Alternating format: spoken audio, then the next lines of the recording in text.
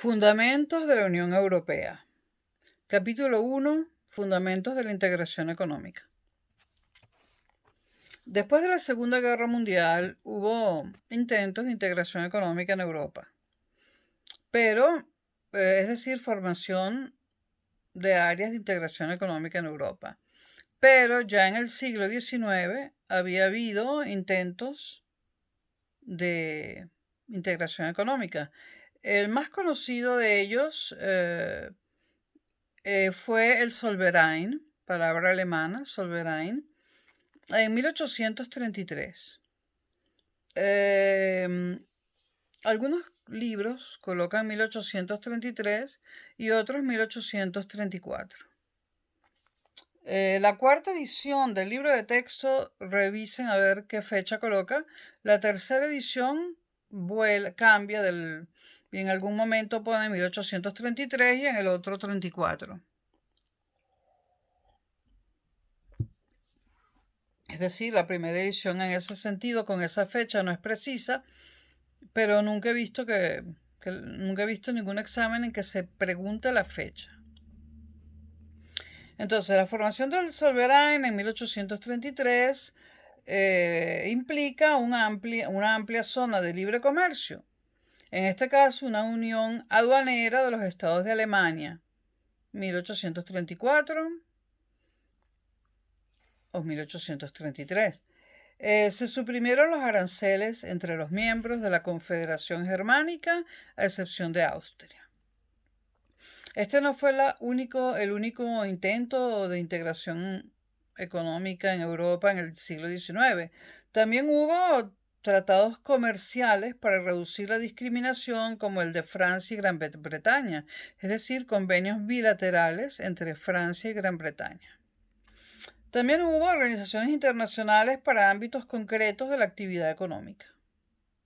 Y en los últimos años del siglo XIX surgieron, lamentablemente, los nacionalismos, el proteccionismo, la rivalidad entre estados y surge la Primera Guerra Mundial. Comienza la Primera Guerra Mundial. Nos saltamos la guerra, porque esto no es una asignatura sobre la guerra, y nos vamos a las consecuencias de la Primera Guerra Mundial. Consecuencias político-territoriales. Desmembramiento del Imperio Austrohúngaro. Pérdidas de territorio de Alemania. Revolución Rusa de 1917. Son tres consecuencias político-territoriales de muy importantes, ¿no? Y muy determinantes. Consecuencias en los cambios financieros. Las consecuencias de los préstamos de guerra sobre las ofertas monetarias y los niveles de precios de los países. Aquí, bueno, todo el mundo debería saber que, bueno, el país que más consecuencias sufrió a nivel financiero, aunque también territorial, fue Alemania, que padeció la hiperinflación más alta de la historia. Bueno, en 1919, en el Tratado de Versalles, Alemania reconoce su culpabilidad y se compromete al pago de unas reparaciones. Esto produce, en primer lugar, la hiperinflación alemana que acabo de mencionar, y en segundo lugar, una inestabilidad económica y financiera en toda Europa. Bueno, un tratado que produzca hiperinflación e inestabilidad, tanto económica como financiera, evidentemente, y esto lo digo personalmente, no es un buen tratado, ¿no? Ese fue el Tratado de Versalles. Viene la época de entreguerras. Hay una regionalización del comercio internacional. Luego viene la Segunda Guerra Mundial. Nos la saltamos porque esto no es una asignatura de guerras ni de historia propiamente dicha. Y vienen las consecuencias o lo que ocurre después de la Segunda Guerra Mundial. Surge la Comunidad Europea, que se asienta en dos intenciones, digamos. La primera es la cooperación y la segunda la interdependencia. Y propone un mercado único y una unión económica y monetaria. Que, hago un paréntesis, es lo que tenemos hoy en día. Tenemos un mercado único y una unión económica y monetaria, aunque no todos los países de la Unión Europea tienen el euro todavía. La eurozona es más restringida que la Unión Europea. Bueno, pero no me quiero adelantar. El término integración económica, y esto es importante, se usa en la literatura económica desde 1942, apenas. Integración económica, ese término existe apenas desde 1942 y fue, digamos, patentado por un tal Matchloop, un investigador económico. A partir del año 1950 hubo la participación de varios países en un área regional más o menos amplia. Integración económica. ¿Cuáles son sus principales características? Integración económica. En primer lugar, la eliminación de los obstáculos a los intercambios comerciales entre los países participantes. Segundo, un cierto grado de cooperación. Tercero, la mejora del bienestar del área integrada. Estos son los 3 puntos de la integración económica, o las 3 características principales, ¿no? Hablo rápido, pero si quieren pueden echar para atrás el video. Cooperación. Hace falta definir este término. La cooperación es un concepto más amplio e implica una actuación dirigida a reducir todo tipo de discriminación. Vamos a hablar ahora de lo más importante de este capítulo, que son las formas de integración económica. Acuerdos de integración regional. En su momento estos acuerdos de integración regional se denominaron AIR por sus siglas, ¿no? Formas de integración económica. Vamos a hablar desde la más sencilla hasta la más compleja. Comencemos con el área de libre cambio. Eso es una forma de integración económica. Área, esto sí es fundamental para los exámenes y para todo, y para entender lo que es la integración económica. Área de libre cambio. Es la forma más simple de la integración y supone la completa eliminación de los obstáculos arancelarios y no arancelarios al comercio de mercancías entre los países participantes, dejando inalterada la independencia comercial de cada uno de los países miembros respecto a terceros países. Vamos a volverlo a leer y comentar. La forma más simple de la integración dice completa eliminación de obstáculos arancelarios. Todos sabemos lo que es un arancel, ¿no? Es lo que le cobra un país a otro por vender sus productos. Digamos, tenemos el país A y el país B. B quiere vender sus productos en A le cobra un porcentaje, o sea, le pone un porcentaje, un arancel al producto de B para poderlo vender en el país A. Entonces, ¿para qué son los aranceles? Bueno, la idea de los aranceles fue siempre para que la gente compre los artículos hechos en su propio país. Porque al tener un arancel, un producto importado va a ser más caro. Ahora, en una área de libre cambio, los países que la forman no pueden tener aranceles. Es decir, el precio de un bien en un país A tiene que ser idéntico al precio del mismo bien en el país B, independientemente si ha sido producido en A o en B. Después dice también eliminación de los obstáculos no arancelarios. Hay varios, yo voy a mencionar el más importante, que son las cuotas. Por ejemplo, que un país le diga al otro, admito que participes en mi mercado del producto X con una cuota máxima del 25% de ese mercado. Las cuotas, también desaparecen en un acuerdo libre cambiario. Entonces, se eliminan los obstáculos arancelarios y no arancelarios. Hay más, pero generalmente no son materia de esta asignatura. Y dice también, se deja inalterada la independencia comercial de esos países respecto a terceros países. Es decir, si A y B forman un área de libre cambio, pues cada uno de ellos se puede comunicar como le dé la, o sea, cada uno de ellos puede comerciar como le dé la gana con un tercer país C.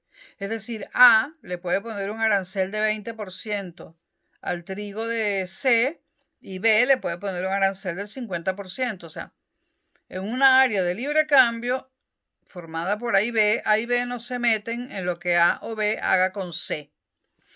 Y este es el acuerdo de integración más básico, más elemental, el área de libre cambio. Se me está yendo la batería y necesitaba terminar. Esto es indispensable que lo termine. Luego, unión aduanera. El segundo tipo de integración económica en complejidad. Una unión aduanera es un área de libre cambio. O sea, el estadio siguiente siempre incorpora el anterior. Una unión aduanera es un área de libre cambio donde los participantes adoptan un arancel exterior común frente a terceros países. Es decir, A y B, si esos son los países que integran el área de libre cambio, se convierte en una unión aduanera si a cualquier otro país le colocan a sus productos el mismo arancel. ¿Ok? Entonces, A y B, al producto X del país C, le colocan 10% de arancel los dos. Al producto Y del país J, también el mismo arancel. ¿Ok? Entonces, una unión aduanera es un área de libre cambio, pero con un arancel común frente a terceros países. Luego, viene el tercer tipo de integración, que por supuesto incluye las características de los dos anteriores. El mercado común. El mercado común es una unión aduanera, pero permite además la libre circulación de factores de los países miembros como la mano de obra, el capital y las empresas. O sea, el mercado común es una unión aduanera, es decir, no hay aranceles entre los miembros, hay un arancel común y además admite la libre circulación de factores entre los miembros de esa unión. Un mercado común. Es decir, en un mercado común, los trabajadores pueden moverse libremente entre los países, los capitales también y las empresas también. Y luego viene la unión económica, no confundir mercado común con unión económica. La unión económica es un mercado común.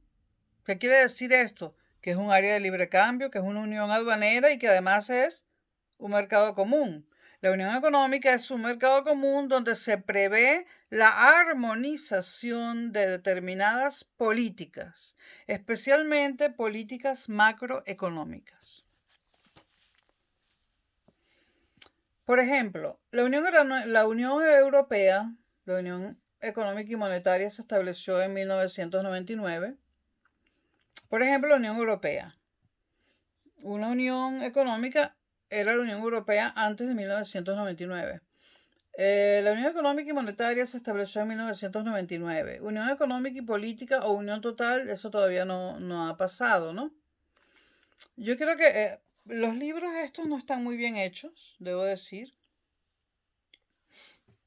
Yo quiero comentar una cosa, ¿no? La unión económica supone la armonización de ciertas políticas macroeconómicas, pero ¿cuáles están armonizadas actualmente? Una solamente, la política monetaria. La política monetaria es la única política económica que está armonizada actualmente en la Unión Europea. Es decir, hay un solo banco central, el Banco Central Europeo, y ustedes saben que las funciones del Banco Central o de un Banco Central son emitir moneda. Se dice comúnmente emitir moneda. Estamos hablando de emitir monedas y billetes o monedas nada más o billetes nada más. Emitir moneda. Entonces, en este momento, el Banco Central Europeo emite los billetes. todos los billetes, y los bancos centrales de cada país miembro emiten las monedas. Las monedas, respecto a los billetes, en porcentaje de dinero, en cantidad de euros, representan muy, muy poquito, ¿no? Por eso podemos decir que sí, que hay una política monetaria común. Ahora, ¿esto para qué sirve? Bueno, esto lo verán en macroeconomía, lo deben estar viendo. Una política monetaria puede ser de dos tipos, puede ser expansiva o lo contrario, o puede ser restrictiva. Una política monetaria expansiva hace, pone en movimiento, en funcionamiento la máquina de hacer billetes y lanza mucha masa monetaria al mercado. ¿Qué pasa cuando hay mucho dinero en el mercado? En este caso el mercado europeo. Cuando hay mucho dinero, bueno, que ese dinero, si el dinero que había antes representaba la suma de bienes y servicios que hay en la Unión Europea, si tú emites un montón de dinero más, pues cada uno de esos bienes y servicios pierde valor, porque ahora hay más monedas y más billetes, pero representan lo mismo, porque has aumentado la cantidad de dinero, pero no la cantidad de bienes y servicios. Por lo tanto, una política monetaria expansiva solamente se puede hacer en unas circunstancias extremadamente particulares. Esto lo digo por experiencia de trabajo. Una política monetaria expansiva solo se puede hacer en circunstancias extremadamente particulares. Porque si tú emites dinero, pero no produces la misma cantidad de dinero, o sea, de billetes que estás lanzando al mercado, si esos billetes no se ven representados por una producción igual que aumente el número de bienes y servicios, entonces, ¿qué pasa? Que los bienes y servicios pasan a valer menos porque hay más dinero y entonces hay que pagar más dinero por ellos. Es decir, una política monetaria expansiva produce inflación. O sea, si yo tengo un perro y un perro no, que no quiero comerciar con animales. Si yo tengo una computadora y una casa y hay 100 billetes en circulación y yo sigo teniendo una computadora y una casa, nada más, pero de repente hay 200 billetes en circulación, obviamente dije perro y casa, ¿qué fue lo que dije? Bueno, no quise decir el perro, pero bueno, si yo sigo teniendo una computadora y una casa, volvamos, y no voy a regrabar, no voy a editar. Si yo tengo, vamos a suponer, una computadora y una casa, y soy un país, y hay 100 o una unión económica, y hay 100 billetes en circulación, sin importar la denominación. Y yo no produzco nada más, sigo con mi computadora y mi casa, no produzco nada más, pero emito 100 billetes más y hay el doble de billetes, evidentemente mi computadora y mi casa van a valer el doble en dinero, pero en realidad se están depreciando. ¿Y qué ocurre? Inflación, evidentemente, van a valer el doble, inflación. ¿Qué produce una política monetaria expansiva? Inflación en casi todos los casos, porque es casi imposible aumentar la cantidad de bienes y servicios al mismo ritmo que la cantidad de billetes y monedas en el mercado. Prácticamente imposible. Esto se puede hacer solo en situaciones extremas.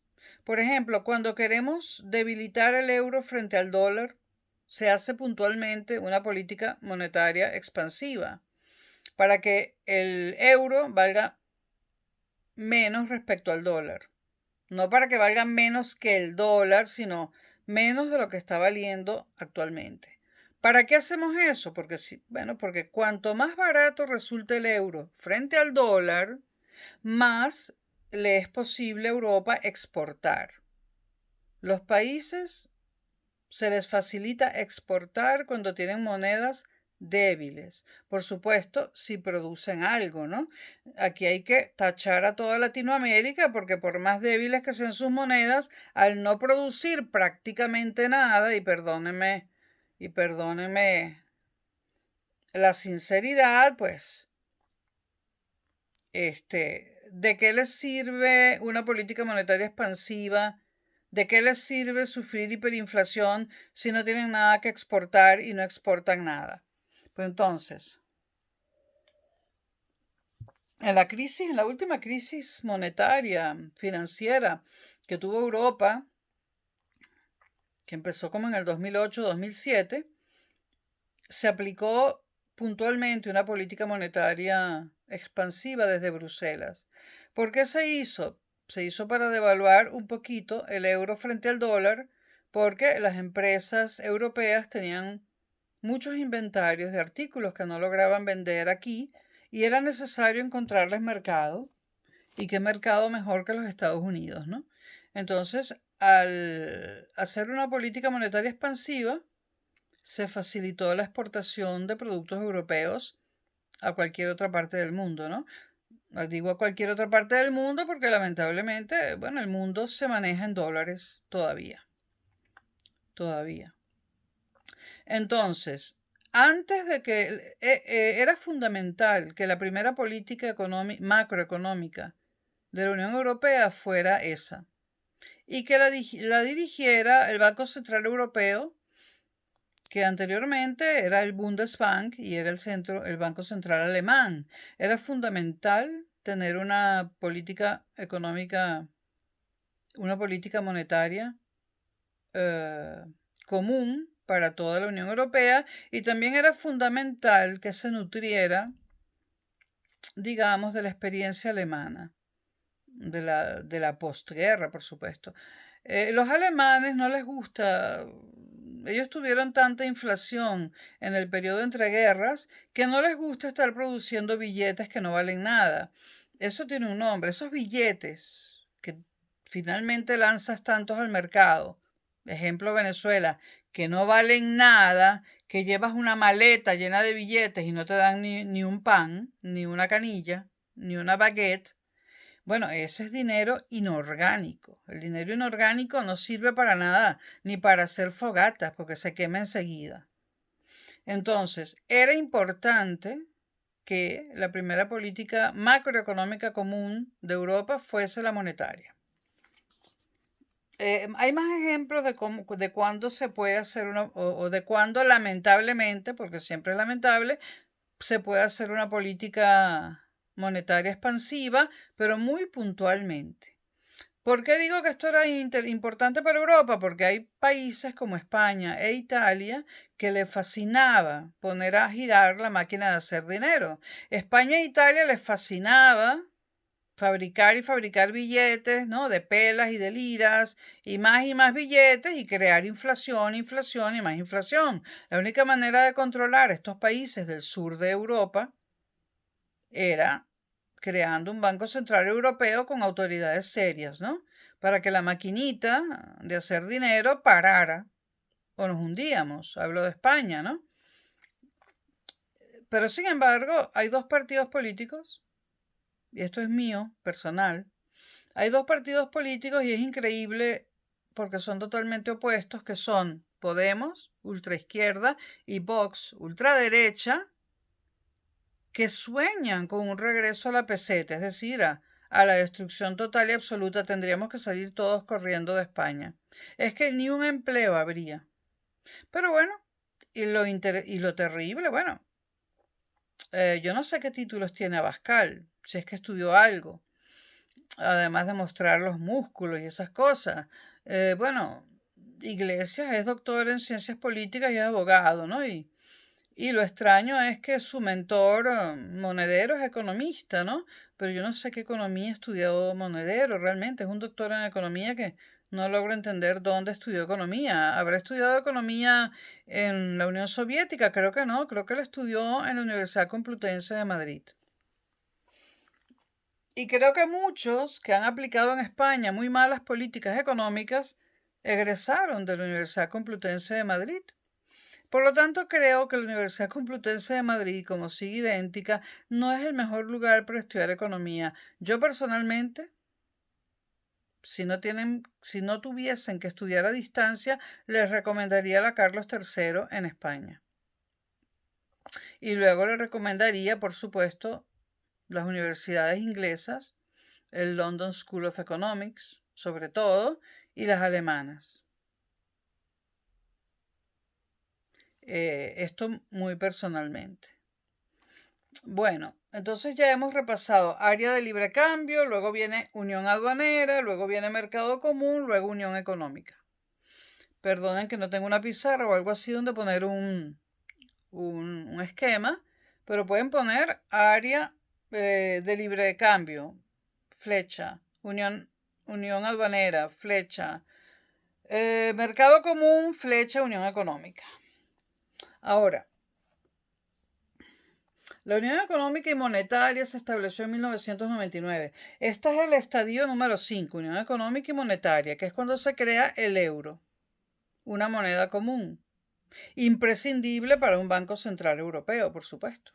Un banco central no puede lidiar con más de una moneda, tiene que haber una sola.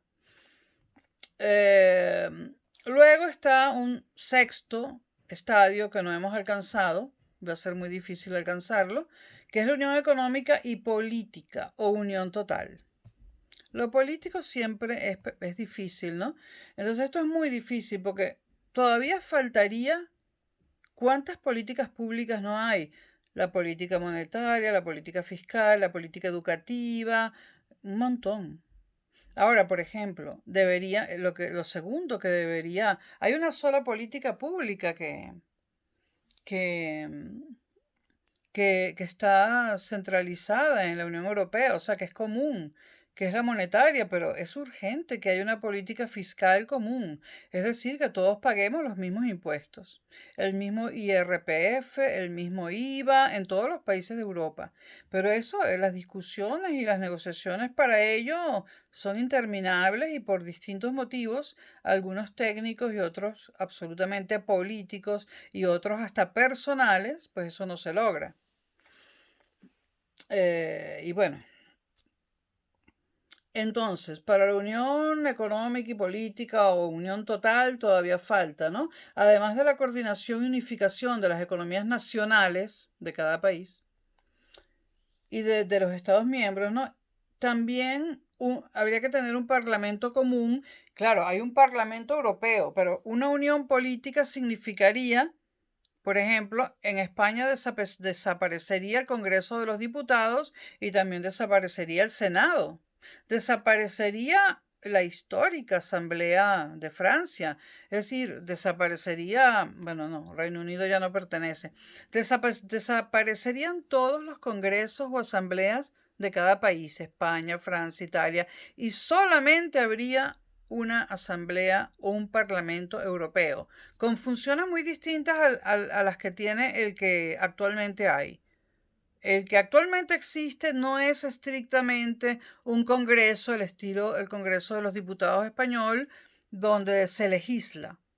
No hay que confundir el Parlamento Europeo que existe con un Parlamento común en una unión política. Pero el caso es que una unión política requeriría cerrar todos los congresos y abrir uno solo, donde hubiera solamente diputados europeos.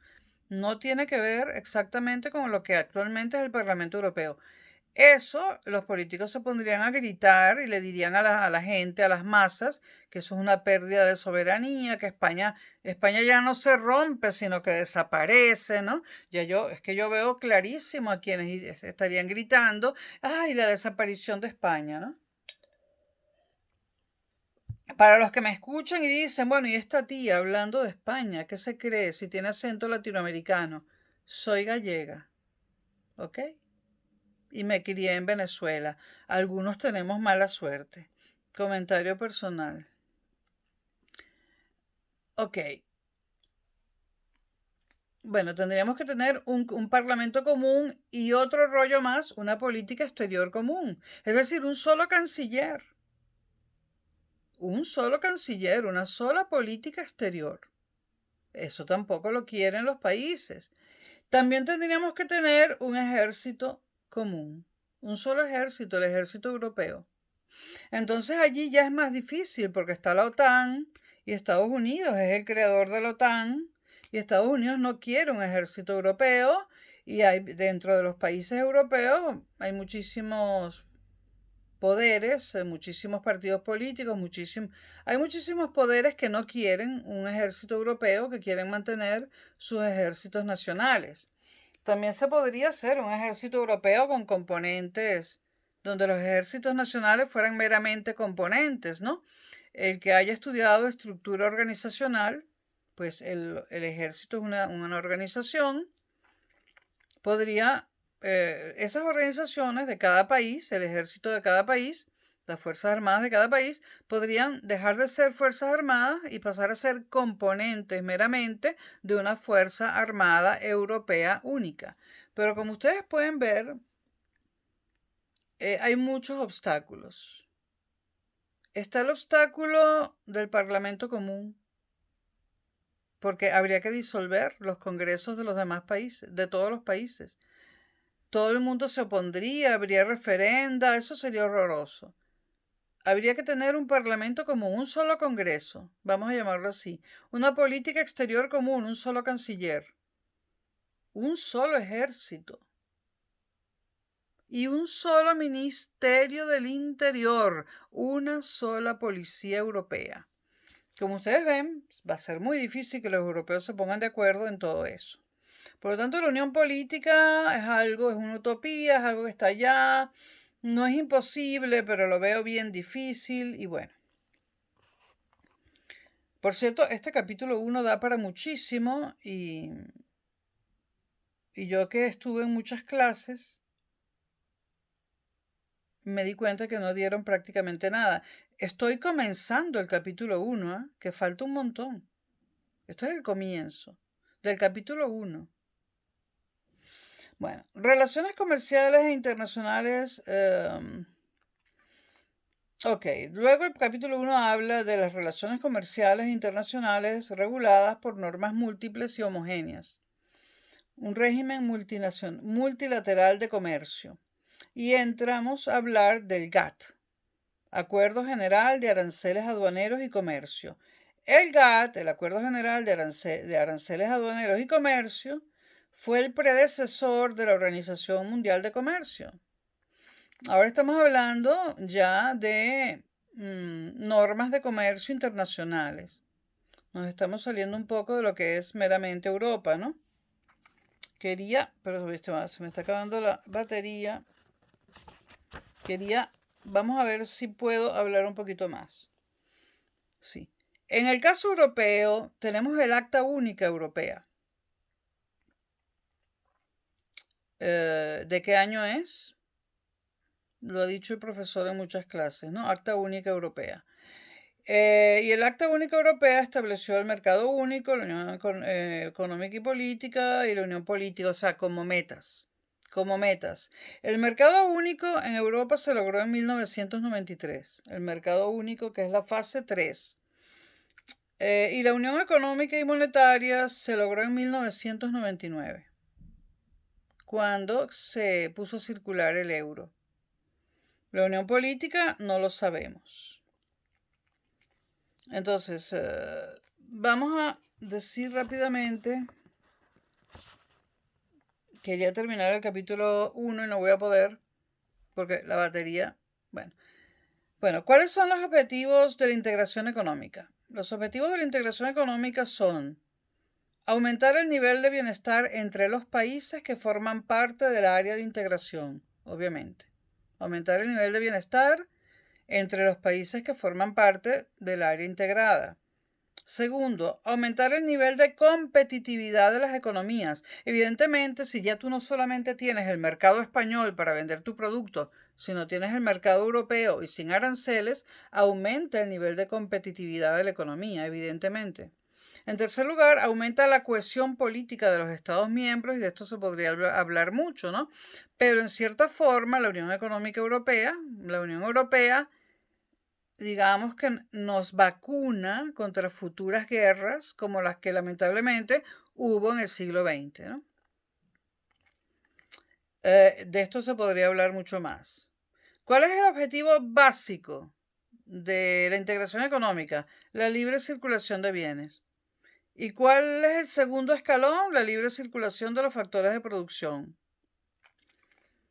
Hay un artículo escrito por Heckscher y Olin, que para los que piensen dedicarse al análisis económico y hacer posgrado y doctorado, son dos autores muy interesantes, que habla de la influencia que el comercio internacional tiene sobre los factores de producción.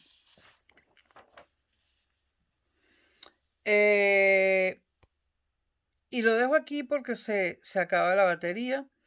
Digamos, todavía estamos en el capítulo 1 del libro de Fundamentos de la Unión Europea.